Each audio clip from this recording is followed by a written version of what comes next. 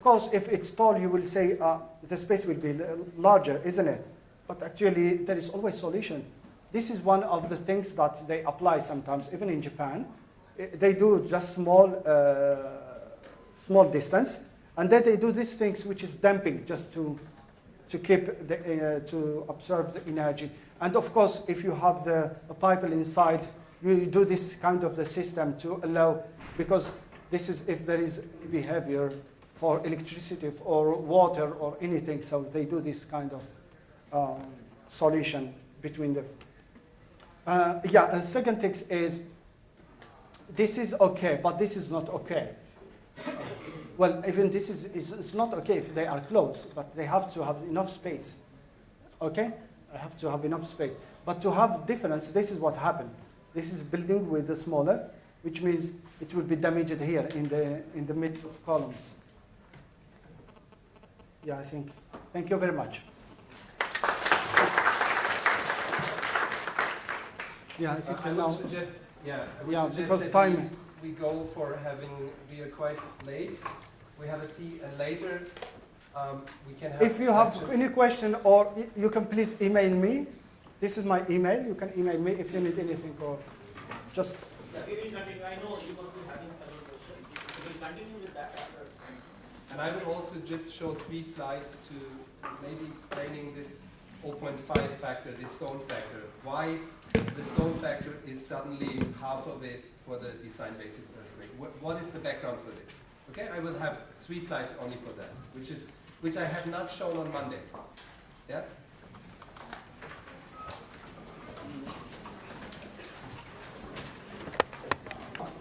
Let's take up the questions which you wanted to have.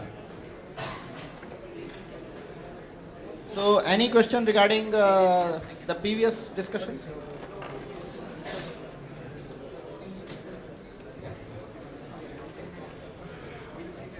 Sir, I have a question. When we are going for response spectrum, all the response quantities are obtained as signless only of absolute values. Now, this poses certain problems, and in certain cases we need to go for signed response spectrum method. Will you elaborate on that, sir? Yeah, first of all, to explain what our friend is trying to say, that when we are using mode superposition, so in mode superposition, either we are using SRSS or CQC, so in that case, the sign is lost. So all the values you will get will be positive in sign. And if you plot the bending moment diagram or shear force diagram, you will not get the actual picture. So it becomes difficult to visualize those results. So one of the simplest way is that you consider both plus and minus. So that's conservative, because all possibilities you are considering plus as well as minus. But in some cases, this combination may cause some very conservative combinations, which may not be even feasible. So in that case, what you can do, you can get an idea of those combinations from the behavior using equivalent static method, because there the sign is there. So you can apply the direction in both directions, and you can get an idea that what combinations are possible, what combinations are not possible. So if you are using plus and minus both signs in all actions, that means the axial force also you are considering plus minus, bending moment also you are considering plus minus, shear force also you are considering plus minus, and taking the maximum, the envelope, then all cases are automatically considered. Then there is no issue. But if this is leading to some problem and you feel that there are a few combinations which are not feasible and giving very high reinforcement, so you can avoid those by having an idea of the behavior by using equivalent static method. So whatever are the signs coming from equivalent static method, those signs you can use. Dominant mode which is contributing to the maximum mass participation in that particular mode? Actually, equivalent static method is that only. Equivalent static method means we are considering one mode. That mode may be obtained from the actual analysis of the structure, or it may be an assumed mode. So usually, if we consider single mode and that mode is assumed, pre-assumed mode without analysis, that becomes equivalent static method. Both are same.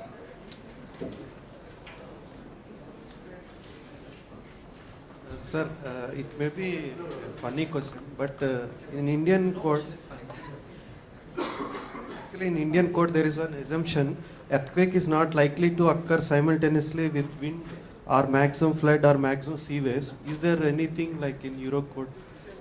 Because I'm thinking in case of nuclear structures, we should not take it this assumption because there may be chance of come simultaneously.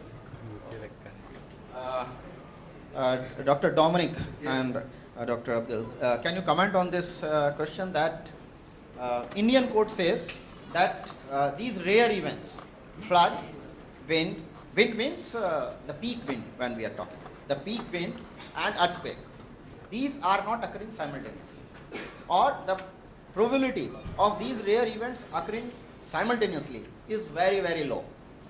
Okay. So we are not considering that in design. So is there any clear-cut guideline in Eurocode regarding that?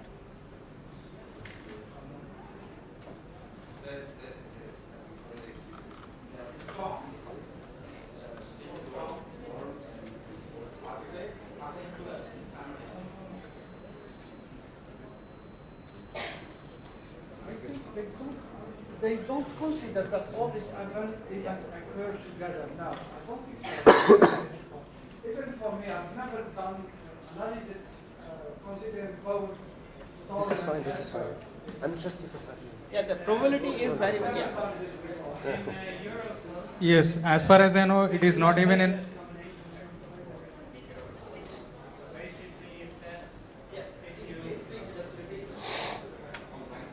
That was in your presentation. That was in your presentation. This combination. Eurocode has combination factors for it. So you have the gamma 0, the gamma 1, the gamma 2 factors. And basically in the case of an earthquake or another, what we call an incidental event, then you use all the combination factors that are applicable there. So that means that one is dominant. One of these events, like in this case an earthquake, is dominant. And for all the other loads, you can use the combination factor which is given in the Eurocode table. And that includes wind load along. Includes snow loads, wind loads, gravity loads, all those things. Sir, I have two questions. One is there is a combination in our code that is 1.5 earthquake and 0.9 dead load. So I want you to comment on the actual significance, how practically it is there, and what is the importance of this. And another is, like we are applying, like earthquake has no direction, and we are applying the load in one direction and other direction. Our code is having clause, if our frame is non-orthogonal, then only we have to consider 0.3 times of the force in other direction. So, how exactly the building behaves during an earthquake, even if it is having orthogonal frame, and in our if we go as per our code, so we are taking only one force in at a time. Thank you. First of all, we are using the risotto. It's not Eurocode is risotto. It's a sum of all square root of square of not. So this is a risotto. Okay. So we use this because we know that the direction of earthquakes it can come from any direction. So this is why we do this risotto in order to take into account this directivity of orientation of the earthquakes. We are not saying that.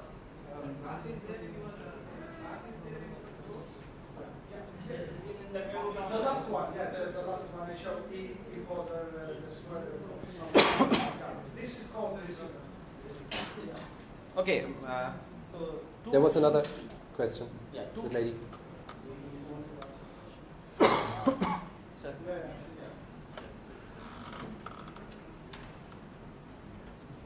Sir, I had a question regarding if you could please elaborate how do we take care of R that is there in Indian code in case of Eurocodes? Reduction factor. factor. Behavior Yes. factor. Which is in Eurocode Q. I think I covered that in my talk, but anyway. Well, what would be probably good next for the next course to make a comparison between the reduction factors for different type of structures. Actually, I structure did. system. In one Okay. of the presentations that is there, and we Yeah. also discussed how they are calculating alpha u and alpha 1. Yeah. So that was related with that only. So yeah, 3 questions till now. Let me respond to those, and otherwise I will forget what were the questions. So one is let's take this first, the response reduction factor in Eurocode. So response reduction factors, what we call in our code, are called behavior factors in Eurocode. And I discussed this, that behavior factors, in our code the response reduction factor depends only on the building class. For a given building, depending on its ductility, the response reduction factors are given. Behavior factors, in addition to that, take into account the degree of indeterminacy, redundancy also, and that is in terms of that factor alpha u and alpha 1. And it also takes into account 2 irregularities, the torsional irregularity, okay, torsionally flexible buildings and inverted pendulum type of buildings. Those are considered in the reduction factor. And the maximum value also we compared, in that case it was 1.3 into 3, so it was coming out to be 3.9 as compared to our response reduction factor 5. Okay, so there is a parity. On this regard, there is a parity. Values of R factors will vary. Different codes suggest different values. Then, what was your first question? Significance and Oh, the 0.9 dead load plus 1.5 earthquake load. Before that, one question is in debate. That is, it's the only Indian code, or maybe a few others which I am not aware, which is applying partial factor of safety on earthquake load also. And this was in debate in the previous talk also. Indian code applies 2 factors of safety on earthquake load, 1.2 and 1.5. Actually, there are 2 concepts in defining earthquake load, design earthquake load. One is what we call serviceability force, serviceability level of earthquake, and another is the ultimate level of earthquake. So in our code, it is the serviceability level, and then it is multiplied by a partial factor of safety to bring to the strength design or ultimate level of earthquake. So when we have to compare the design base shear of our code with Eurocode or ASCE, then we have to compare with this factor of safety. So we have to apply our, we have to magnify our base shear by a factor of 1.5. Then we should compare. Comparing our base shear with their base shear is not correct. That's one thing. So just a minute, let me speak, because I understand what's your problem and what's bothering you. We have been discussing this issue. So, but any clause of any code cannot be compared in isolation with the similar clause of the other code, because none of the code has been written based upon an analytical approach. The codes have, all the codes have a tradition, and that's what I was trying to say, that practice is one of the sources in the design, and how the practice was going on in that country and what was the experience, that is also an important contributor to the code. So when we are trying to compare our code with any other code, we can compare, actually we should compare the performance of the building designed with different code. If we are not doing that, we have to compare the design base shear. So if we are designing a structure as per our code, what base shear we are designing for, even after multiplication this 1.2 or 1.5, and what base shear any other code is designing for. If you try to compare one parameter with the other, then somewhere one code is higher, somewhere the other code is higher. And we cannot adjust just one factor, keeping other factors same. What the tendency is, that whenever a factor is going against us, we try to bring it down. But whenever a factor is down, we never try to take it up. That's not possible. So we have to consider the code as a whole. We cannot consider individual clauses of individual provisions of the code. If we compare the base shear, you will see that for the given value of PGA, Indian code gives the lowest design base shear, despite this factor of 1.5. Okay, because there are other things also.